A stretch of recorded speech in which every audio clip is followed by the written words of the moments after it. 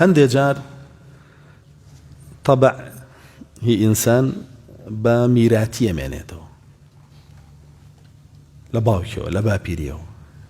أمانته بوي رسول الله صلى الله عليه وسلم أشجعي كوري قيس بيني أفرمي إن فيك خصلتين يحبهما الله ورسوله متدور وشتتيا الله جل جلاله خوشيه بغمري خواش صلى الله عليه وسلم خوشيه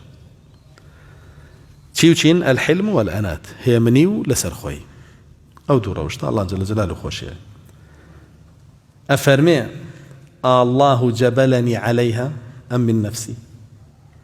أفرمي الله جل جلاله ها لبا وبابيران وبوي هنا ومتو لنا وما نادينا وياخذ خوم هولم بويا أفرمي الله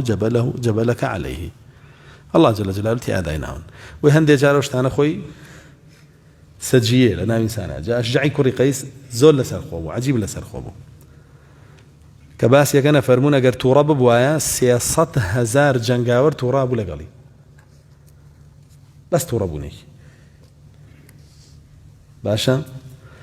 كتشيه فرمي جاري كان أتشويه وبروناو هوزكي خوي لرقا سروك هوزبو كابراك جويني بيا جوابي نايو تورش بس 600,000 كس تورابي لقلي كارسان روان هر روش تو كابرا هر بدويا بو هر جويني بيا حد جويني بيا وبدويا روي تاني زيكي ناقومكي خوي بيو يسألي هاتشيكا اللي قريبا بيتنا قومك مجوين بيبا اوان لا تباتيكا نهار خوش ميلاقنا ها يما بينواكن لا بك ابراهيم بوستا شي جوين ما ولا رابيله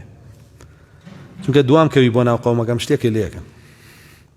ونيش حزنها كم يشي اللعبه جوين كان طاو كبر اما نهي منو لسر خوبو باشا جالسين جوينك ما بدنا حق خوان جوين بينهم والله ابو أما الطبع أخوة لنابي أماوته